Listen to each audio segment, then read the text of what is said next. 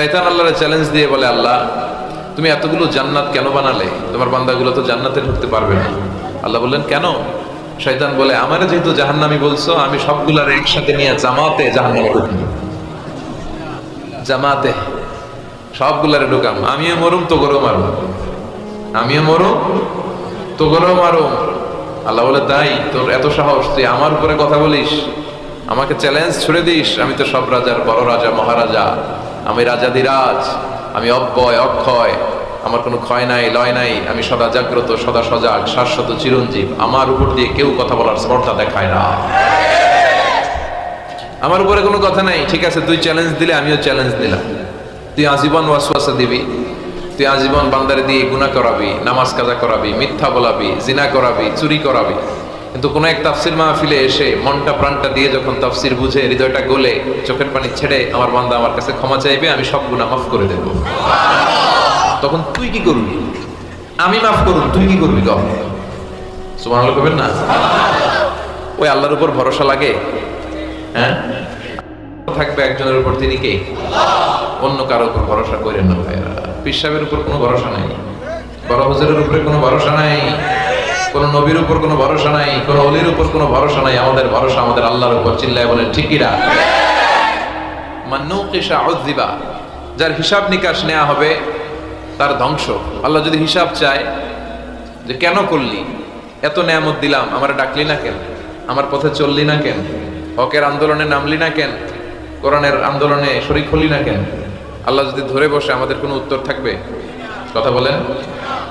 আল্লাহ যদি বিচার করতে বসে আমাদের কোনো পালাবার উপায় নাই।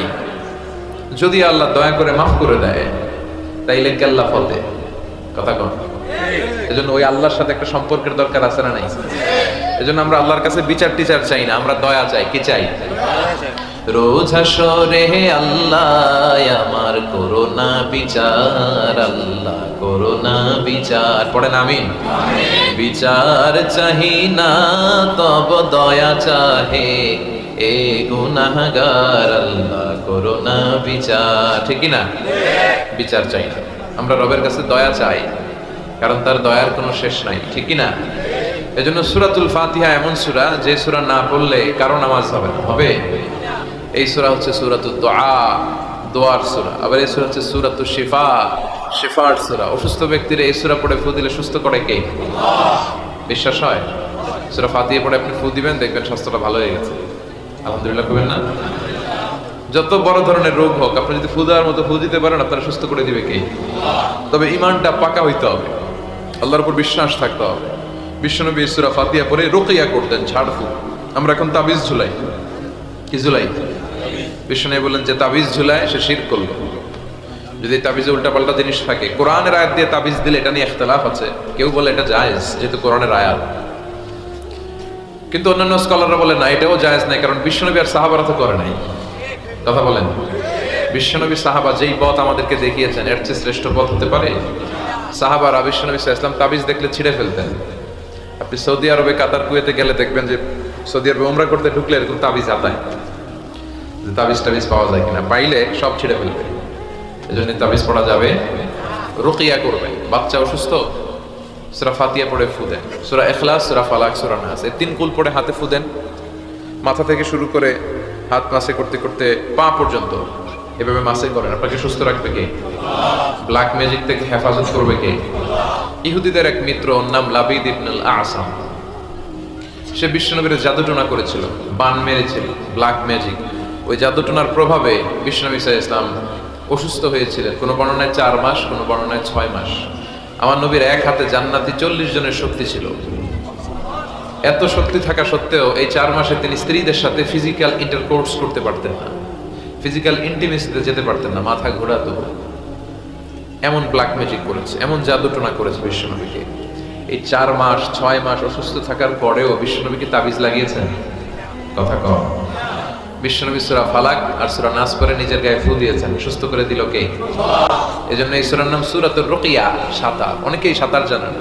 ছেলেদেরকে জমিনে কিভাবে হাঁটতে হয়, আব্বু আব্বু হাঁটো বলে আপনি হাঁটা শিখান, তো পানিতে বললে কি করবেন? হ্যাঁ, ওইটাও শিখাবে। আর রিমায়া, কিভাবে তীর মারতে হয়, এটা শিখাও।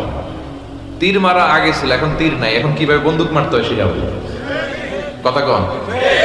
ইসলামের প্রয়োজনে যুদ্ধ লাগলে এরকম যুদ্ধাবাজ আমাদের দরকার আছে না নাই? আমরা যে যুদ্ধ আমরা ভুললেই গেছি, খাইতে খাইতে ঘুমাইতে ঘুমাইতে ফার্মের মুরগি। কথা কন। ফিজিক্যাল ফিটনেস নাই। বিশ্বনবী ফিট ছিলেন, অলওয়েজ কিপ ফিট। বিশ্বনবী পরিশ্রম করতেন, ঘাম ঝরা পরিশ্রম। যাদের কাজগুলো পরিশ্রম কেন্দ্রিক না, তারা এক্সারসাইজ করবে। বিশ্বনবী প্রতি শনিবার মসজিদে নববী থেকে সকালে হেঁটে হেঁটে 5 কিলোমিটার দূরে একটা মসজিদ আছে, মসজিদ দুল কিবলা চাই না, মসজিদে কুবা। এই মসজিদে কুবায় 5 কিলোমিটার তিনি হেঁটে হেঁটে যেতেন, যে 2 রাকাত সালাত পড়ে আবার 5 কিলোমিটার হেঁটে হেঁটে আসতেন। কি পাওয়ারফুল ছিলেন।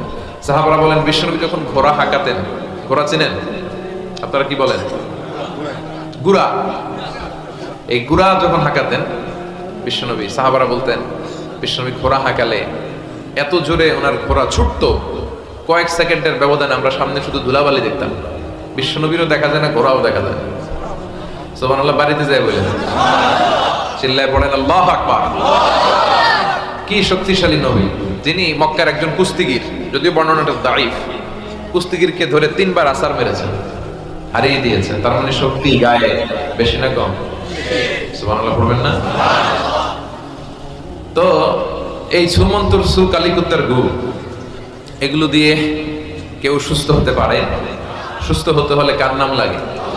সুস্থ করে কে? অসুস্থ করে কে? তার নামটা লাগবে।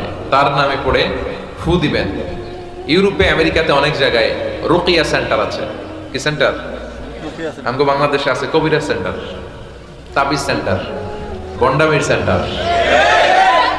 ওখানে যারা ইসলাম প্র্যাকটিস করে, খালেস ইসলাম প্র্যাকটিস করে, রুকিয়া সেন্টার। এই রুকিয়া সেন্টারে কোরআন সুন্নাহর আলোকে যে দোয়াগুলো পড়লে মানুষ সুস্থ থাকবে, এগুলো শেখানো হয়। হাসান হুসাইন রাদিয়াল্লাহু তাআলা আনহুমা, বিশ্বনবীর দৌহিত্র নাতি, সাইয়্যিদা শাবাব আহলিল জান্নাহ। জান্নাতে পুরুষরা যাবে, যারা ঢুকবে এদের নেতা হবে হাসান আর হুসাইন। বিশ্বনবী বলতেন এই দুইজন আমার রাইহানাতাইন। ওদের দেহের সাথে মাথা লাগিয়ে বিশ্বনবী ঘ্রাণ নিতেন, বলতেন এরা আমার পৃথিবীতে সুগন্ধি আর পারফিউম। সুবহানাল্লাহ পড়েন। এত ভালোবাসতেন, তাদের গায়ের এমন কোনো জায়গা নাই যে জায়গায় বিশ্বনবী চুমা দেয় নাই। এই হাসান হুসাইন অসুস্থ হলে বিশ্বনবী তাবিজ পড়াইছে? কথা কোক্কা পড়াইছে? বিশ্বনবী একটা স্পেশাল দোয়া পড়তেন, যাদের রেকর্ড চলতেছে রেকর্ড করে নেন। হাসান হোসেনকে এই দোয়াটা পড়ে ফু দিতেন, আউযু বিকালিমাতিল্লাহি তাম্মা মিন কুল্লি শাইতানিন ওয়া হাম্মা ওয়া মিন কুল্লি আইনিন লাম্মা। আই রিপিট, আমি আবার বলছি। তিনি পড়তেন আউযু বিকালিমাতিল্লাহি তাম্মা মিন কুল্লি শাইতানিন ওয়া হাম্মা ওয়া মিন কুল্লি আইনিন লাম্মা। এগুলো পড়ে ফু দিতেন। এই রুকিয়া সেন্টারগুলোতে গেলে এগুলো পাওয়া যায়। এজন্য বাংলাদেশে কবিরাজ সেন্টার বাদ দেন, এই ভন্ডামির সেন্টার বাদ দিয়ে আপনারা ঝাড়ফুঁক করবেন। ঝাড়ফুঁকে বরকত আছে না নাই? বিশ্বনবীর শিক্ষা করছেন, মশা তাড়াইতে পারো না, আপনার কি করবে? এরপর অনেক ড্রাইভাররা মাজার দেখলে গাড়ি স্লো করে। কিরে স্লো করলি কেন? কয় বাবা অনেক গরম। গাড়ি মাগার উল্টাই দিবার পারে। কোন ভালো মানুষ এরকম গাড়ি উল্টায়? কথা কন। এগুলো তো ডাকাত। যারা গাড়ি উল্টায়, দুর্ঘটনার পরিস্থিতি করে, মানুষ মারে, এরা ডাকাত। এই ভণ্ডামি বাংলাদেশে এখনো আছে। বিশাল লাল শালু নীল শালু দিয়ে এরপরে সামনে এভাবে যাইতে হবে বাবার দরবারে, পিঠ দেখানো যাবে না। ফিরার সময় আবার এমনি পিছনের দিকে ফিরতে হবে। আপনি উষ্টা খাইয়া পড়েন আর মরেন, আপনি পিঠ দেখাতে পারবেন না। এগুলোর সাথে ইসলামের কোনো সম্পর্ক আছে? বিশ্বনবীর সাথে যখন সাহাবারা দেখা করতে যাইতো, বিশ্বনবীর সাথে মুসাফা করে এইভাবে উল্টা আসতো না, পিঠ দেখিয়ে ফিরে চলে আসতো। এই বিশ্বনবী কখনো ভণ্ডামিকে প্রশ্রয় দেয় না। চিৎকার করে বলেন ঠিক কিনা? তো এই ভণ্ডামি এদেশে আছে। অনেক পীরের মাজার, হক্কানি পীর যারা, আমি কখনো এদের বিরুদ্ধে বলি না, কথা বলবেন না, বসেন। হক্কানি পীররা এদেশে অনেক খেদমত করেছে, এখনো করে যাচ্ছে। কিছু কিছু সমস্যা টুকটাক আছে, এটা সব দলেই আছে, কথা কন। তাদের হাতে হাত রেখে এই দেশে অনেক হিন্দুরা মুসলমান হয়েছে, আমরা ইতিহাসে পড়েছি। কারণ এটা হিন্দু অধ্যুষিত এলাকা ছিল, আশেপাশে হিন্দুরা থাকে ইন্ডিয়াতে, কথা কন। তাদের হাতে হাত রেখে আমাদের পূর্বপুরুষরা মুসলমান হয়েছে। উই ডু অ্যাপ্রিসিয়েট, এটাকে আমরা সাধুবাদ জানাই। কিন্তু আবার উল্টাপাল্টা থাকলে ওইটার বিরুদ্ধে আমরা বলবো, কথা কন। কিন্তু এই দরবার পীরের নামে অনেক ভণ্ড দরবার ব্যাঙের ছাতার মতো বাংলাদেশে গড়ে উঠেছে। এদের শরীয়ত লাগে না, আহকাম লাগে না, এদের ইবাদত লাগে না। এরা এদের কার্যক্রমের নাম দিছে মারে পথ। কি নাম দিছে? মারেফার মতো এত সুন্দর জিনিসকে নাম দিয়েছে মারেফত। আসলে মারেফত না, ওগো দরকার মাইরের পথ। মাইরের উপরে কোনো ঔষধ নাই, নামাজ নাই, রোজা নাই, গলার মধ্যে কতগুলো যে লাগায়, বাবার শেষ নাই। সালা বাবা, তালা বাবা, সালা বাবার গায়ে খালি সালা, তালা বাবার গায়ে খালি তালা, আর ল্যাংটা বাবার গায়ে কিছু নেই। তারপরে সবাই কয় এই বাবার ভিতরে কিছু আছে, যা আছে সবই তো দেখা যায়। আল্লাহ অশ্লীলতা থেকে তুমি আমাদেরকে বাঁচাও। আমরা আমাদের ঈমান, আকীদা, ধর্ম বিশ্বাসকে যেন তাওহীদের উপর ভিত্তি করে সংরক্ষণ করতে পারি। আল্লাহ তুমি তৌফিক দাও। এমন অনেক ভণ্ড পীর আছে গোসল করে না, সারা বছরে গোসল করে একবার, আর এই গোসলের পানি মুরিদরা খাইয়া শেষ। নামাজ কালাম পড়ে না, ইবলিস শয়তানের নানা, আছে না নাই? ধর্মের একখান খুঁটি ধইরা কয়দিন করবা হয়রানি, ভণ্ডামি ভণ্ডামি ভণ্ডামি, ছাইড়া দে ভণ্ডামি, ছাইড়া দে। এখনো সময় আছে, কখন ঠিক কিনা? তো এই সমস্ত তাবিজ, মাজারে যে সেজদা, বাবা গরম, বাবার গায়ে মশারি, লাল শালু, এগুলো থেকে আমাদের বেরিয়ে আসতে হবে। আমরা রুকিয়া করব, রুকিয়া করে ফু দিব, রুকিয়া সেন্টার বানাবেন, হিজামা সেন্টার বানাবেন। বিশ্বনবী হিজামা সেন্টার বানিয়েছেন। এই যে বিশ্বকাপ ফুটবলের তারকা যারা, এরাও অনেকে সিঙ্গা লাগায়। এখন এটা এস্টাবলিশড মেডিকেলি, ল্যাবরেটরিক্যালি, ল্যাবরেটরি আছে না, এই ল্যাবরেটরিক্যালি প্রুভড এটা, যে এই হিজামা সিঙ্গা এটা স্বাস্থ্যকর। দেহে অনেক পেইন হয়, পিঠে পেইন, ব্যাক পেইন, মাইগ্রেনের পেইন, এরকম ছোট্ট ছোট্ট কাপিং আছে। এই কাপিং গুলো লাগিয়ে দিলে ভিতরে যে লাল পচা দূষিত রক্ত, এটা বেরিয়ে যাবে। এরপরে একেবারে তরতাজা ফকফকা। সুবহানাল্লাহ। বাইরে হেজামা সেন্টারও আছে, অনেক দেশে হেজামা সেন্টার আছে। তো এই হেজামা সেন্টার আপনারা করবেন, রুকিয়া করবেন, আর কোরআন পড়ে ফু দিবেন। সুস্থ করে দিবে কে? এই সূরার নাম হচ্ছে সূরাতুর রুকিয়া, ঝাড়ফুঁকের সূরা। আমরা যেন কোরআন দিয়ে ঝাড়ফুঁক করতে পারি, তৌফিক দাও।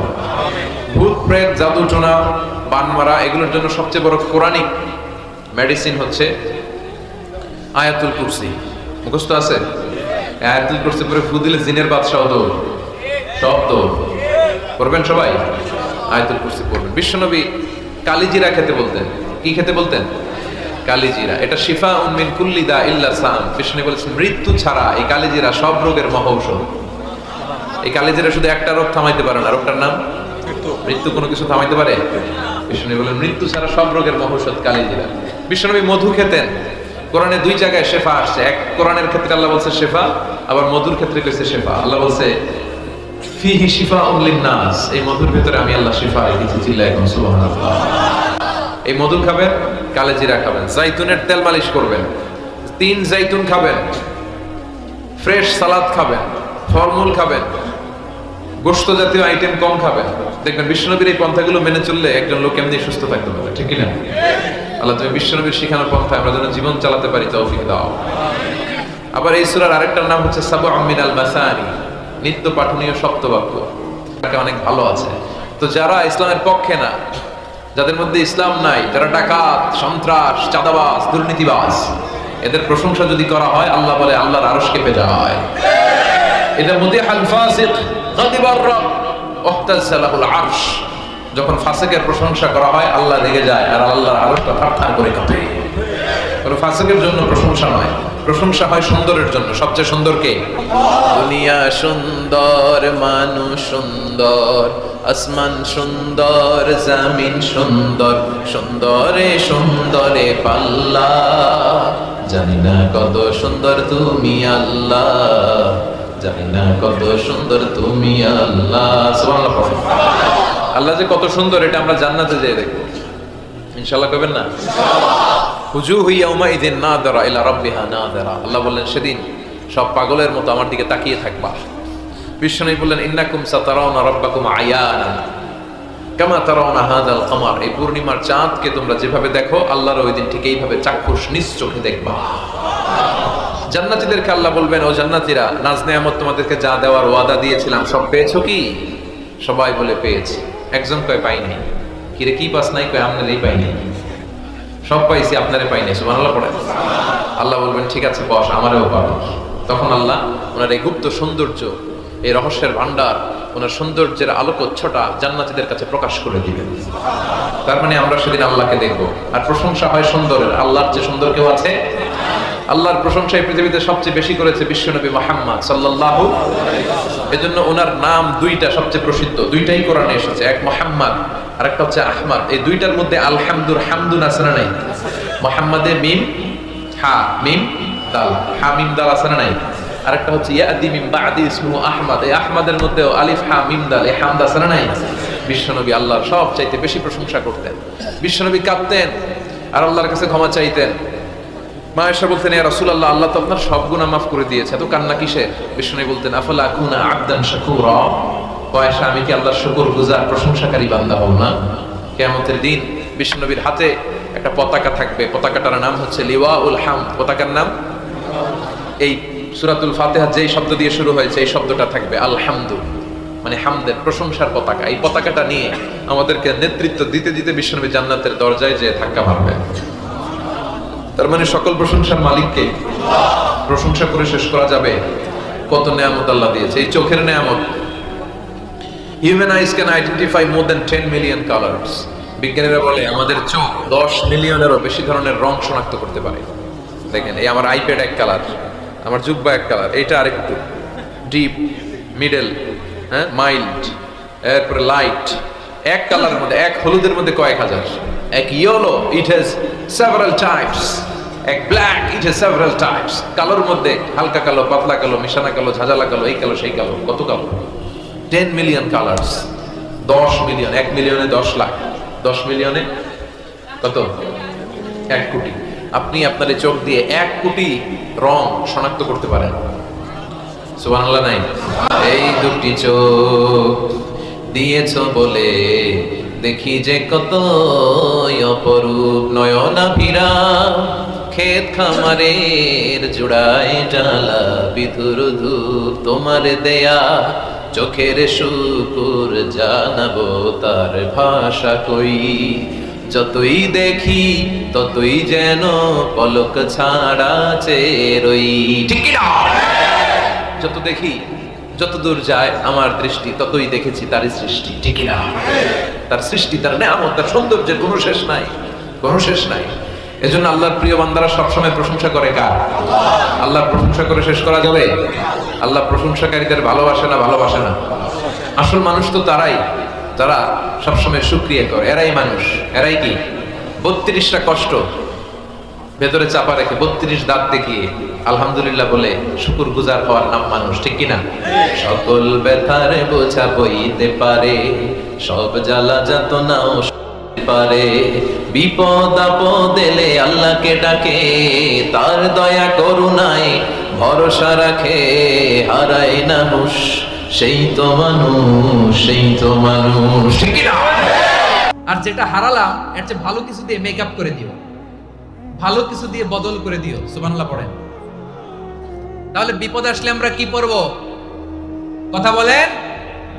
এই যে আমি শুয়েছিলাম, নাশিদ গাচ্ছিল ওরা, এদেশে পরস্পরে দেখা হলে দেয় সালাম, এদেশে আমজনতার হৃদয় জুড়ে পাকালাম, এদেশে বিপদ এলে সর্বজনে সর্বক্ষণে দোয়া পড়ে ইন্না লিল্লাহ। কি পড়ে?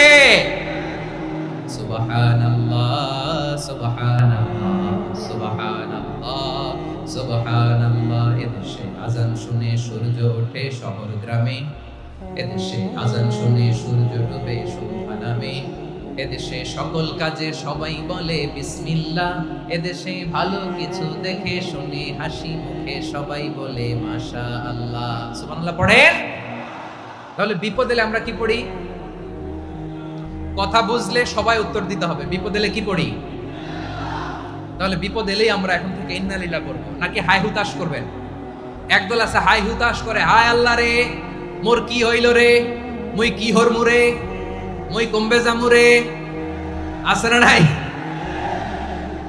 এরকম বিলাপ করতে নিষেধ করেছেন বিশ্বনবী। কি করব, কই যাব, কি হবে, হায় হায়, এরকম হাহুতাশ আছে না নাই? বিশ্বাসীরা হাহুতাশ করে না, তারা ইন্না লিল্লাহ পড়ে। কি পড়ে? মনে থাকবে? আমরা পড়ব ইন্না লিল্লাহি ওয়া ইন্না ইলাইহি রাজিউন। নিশ্চয়ই আমরা আল্লাহর জন্য, আমরা আল্লাহর দিকেই ফিরে যাব। এরপর পড়ব আল্লাহুম্মা আজুরনি ফি মুসিবাতি ওয়া আখলুফ লি খায়রাম মিনহা। আল্লাহ, আমি যে বিপদে ধৈর্য ধারণ করলাম এটার সওয়াব দিও, আর যা হারালাম তার চেয়ে ভালো কিছু দিয়ে বদল করে দিও। সুবহানাল্লাহ পড়ে। বিশ্বনবীর হাদিস শুনলেন উম্মে সালামা রাদিয়াল্লাহু তাআলা আনহা।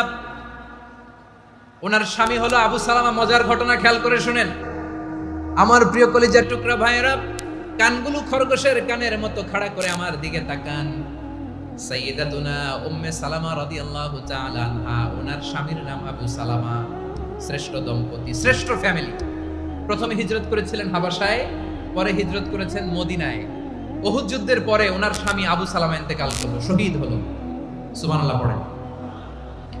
যখন আবু সালামা ইন্তেকাল করলো, উম্মে সালামা রাদিয়াল্লাহু তাআলা আনহা কেঁদে কেঁদে হয়রান। আর নবীর শিখানো বাণী অনুযায়ী তিনি বারবার পড়ছিলেন ইন্না লিল্লাহ। কি পড়ছিলেন? জামু কি হরমু এগুলো বলেনি, কি বলছে? ইন্না লিল্লাহ। যেহেতু বিশ্বনবী বলেছেন কেউ যদি বিপদের প্রথম ধাক্কায় পড়ে ইন্না লিল্লাহি ওয়া ইন্না ইলাইহি রাজিউন, আল্লাহুম্মা আজুরনি ফি মুসিবাতি ওয়া আখলুফ লি খায়রাম মিনহা, তাহলে এই বিপদে যে সে যা হারালো তার চেয়ে শ্রেষ্ঠ কিছু দিয়ে আল্লাহ তার বদল দিয়ে দিবে। এই হাদিস শুনে উম্মে সালামা রাদিয়াল্লাহু তাআলা আনহা ওনার প্রাণ প্রিয় স্বামী আবু সালামার ইন্তেকালের পরে চোখের পানি ছাড়ে আর পড়ে ইন্না লিল্লাহি ওয়া ইন্না ইলাইহি রাজিউন, আল্লাহুম্মা আজুরনি ফি মুসিবাতি ওয়া আখলুফনি খায়রাম মিনহা। বারবার এই দোয়া পড়ে চোখের পানি ছাড়ে, এই দোয়া পড়ে চোখের পানি ছাড়ে। আর মনে মনে বলে আবু সালামার মতো ভালো মানুষ মদিনাতে নাই, আবু সালামার চেয়েও ভালো মানুষ মদিনাতে নাই। তার চেয়ে ভালো মানুষ কি করে আল্লাহ তাআলা আমারে দিবে? তার চেয়ে ভালো মানুষ তো আমি মদিনাতে দেখি না। চোখের পানি দিয়ে বুক ভাসায় আর নবীর হাদিসের উপর আমল করে পড়ে ইন্না লিল্লাহি ওয়া ইন্না ইলাইহি রাজিউন, ইন্না লিল্লাহি ওয়া ইন্না ইলাইহি রাজিউন। পড়তে পড়তে চোখের পানি ছাড়ে আর চিন্তা করে বিশ্বনবী বললেন এই দোয়া পড়লে যেটা হারালাম তার চেয়ে ভালো কিছু দিয়ে আল্লাহ পুরস্কার দেয়। আবু সালামার চেয়ে ভালো মানুষ মদিনার মধ্যে আর কে হতে পারে? কি আজীব তামাশা, কি অবাক করা ঘটনা। কিছুদিন পরে দেখা গেল সাইয়্যিদুল মুরসালিন রাহমাতাল লিল আলামিন স্বয়ং বিশ্ব নবী উম্মে সালামাকে বিয়ের প্রস্তাব পাঠিয়েছে। স্বয়ং বিশ্ব নবী উম্মে সালামা রাদিয়াল্লাহু তাআলা আনহাকে বিয়ের প্রস্তাব পাঠিয়েছেন। উনি রাজি হয়ে গেলেন, বিয়ে হয়ে গেল। উনি হয়ে গেলেন উম্মুল মুমিনিন, আমাদের মা, পুরো মুসলিম উম্মার মা। চিৎকার করে বলেন আল্লাহু আকবার।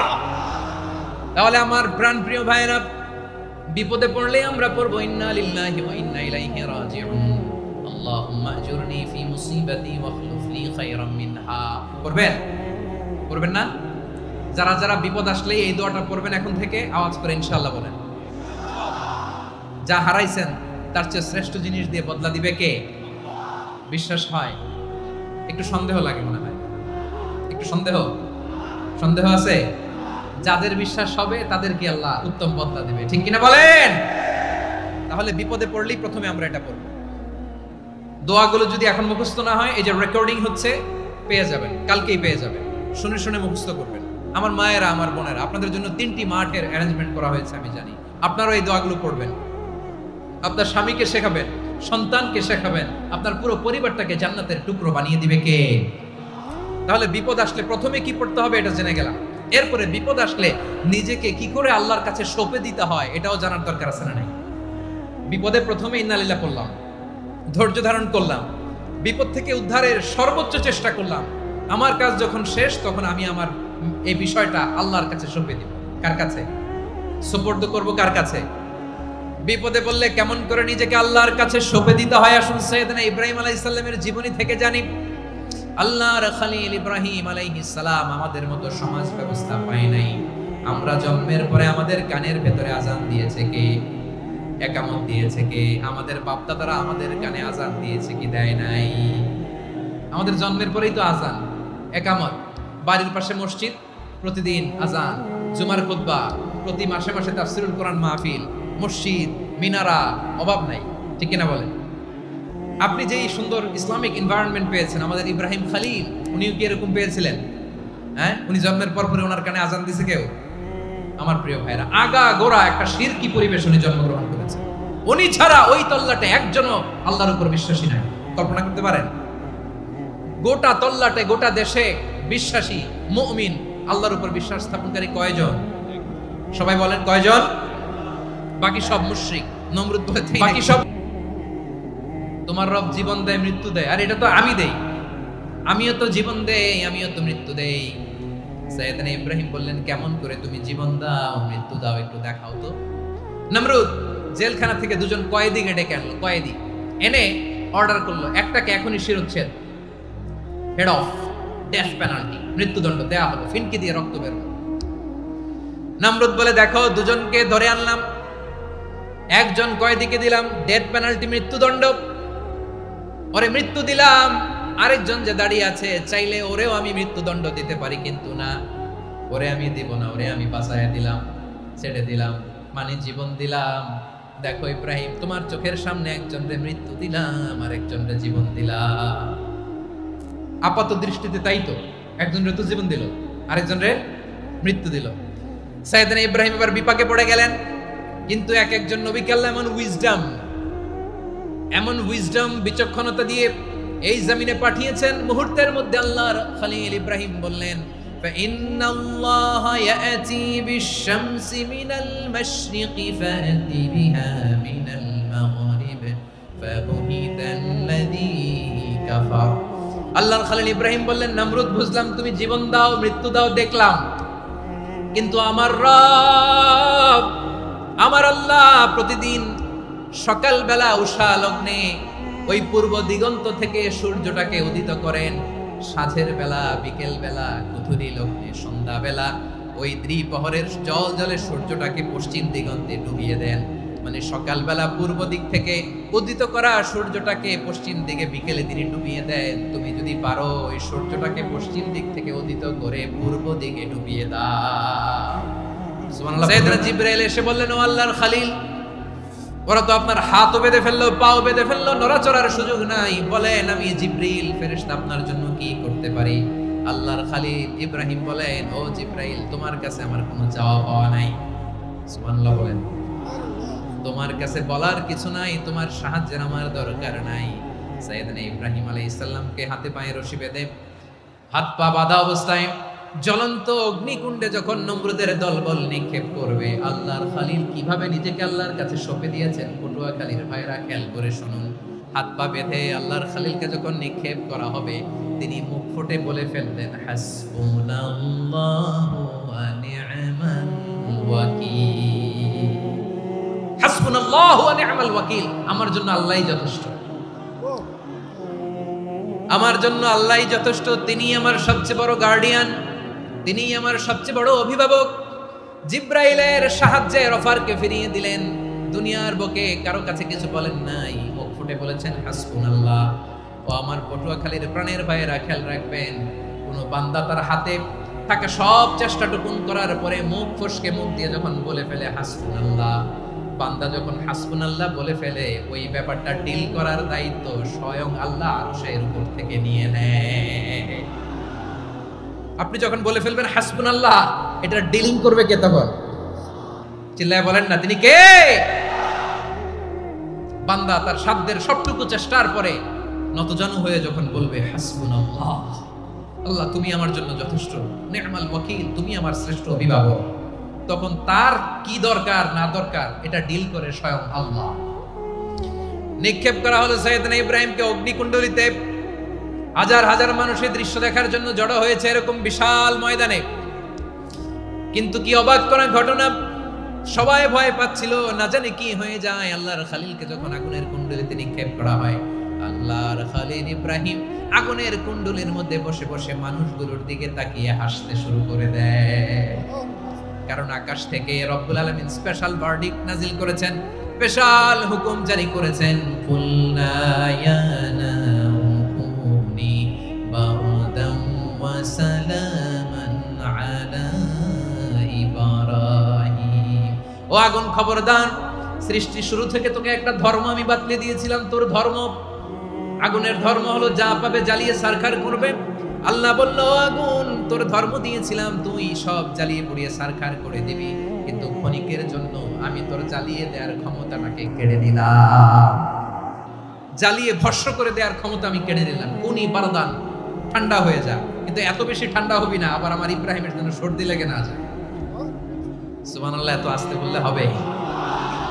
কুনি বারদান, বারদ মানে বরফ, ঠান্ডা, ঠান্ডা হোক, কিন্তু এত ঠান্ডা হবি না যাতে আমার ইব্রাহিমের কষ্ট হয়। আগুন বলে, আল্লাহ একবার বললাম ঠান্ডা হও, আবার বলো এত ঠান্ডা হবি না যাতে খলিলের সর্দি না লাগে। কেমন ঠান্ডা হব, কেমন এনভায়রনমেন্ট তৈরি করে দেব বলো?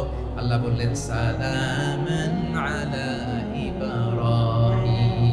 আমার খলিল, আমার কলিজা, আমার ইব্রাহিমের জন্য তুই জান্নাতের গুল বাগিচা হয়ে যা। ও ভাই, নবী মুসার মতো ঈমান হলে রাস্তা হবে সাগর জলে, নবী ইউসুফের মতো ঈমান হলে একে একে দরজা খোলে, নবী ইব্রাহিমের মতো ঈমান যদি আজও থাকে বিদ্যমান, অগ্নিকুণ্ডে দেখতে পাবে খুবসুরত এক ফুল ভাগা। কুলনা ইয়া নারু কুনি বারদান ওয়া সালামান আলা ইব্রাহিম। বান্দা যখন মুখ দিয়ে বলে হাসবুনাল্লাহ, আমার আল্লাহ আমার জন্য যথেষ্ট, এই বলে যখন নিজেকে সঁপে দেয়, তার কি লাগবে ওই দায়িত্ব স্বয়ং নিয়ে নেয় কে? সবাই বলেন, স্বয়ং নিয়ে নেয় কে? তাহলে আমার প্রিয় ভাইরা, বিপদের শুরুতেই আমরা বলবো ইন্না লিল্লাহ। শুরুতে কি বলবো? এরপরে যেই বাক্যটা পড়ে নিজের পরিস্থিতিকে আল্লাহর দরবারে সঁপে দিব, সেটা হচ্ছে হাসবুনাল্লাহ। সেটা কি? বিষ্ণু বলেন লা ইয়াজালু লিসানুকা রাতাবান মিন যিকরিল্লাহ। সব সময় আল্লাহর স্মরণ দিয়ে, জিকির দিয়ে জিহ্বাটারে সিক্ত রাখো। আর শয়তানু জাসিমুন আলা কলবি ইবনে আদম, শয়তান বনি আদমের কলবে খামচি মেরে বসে থাকে।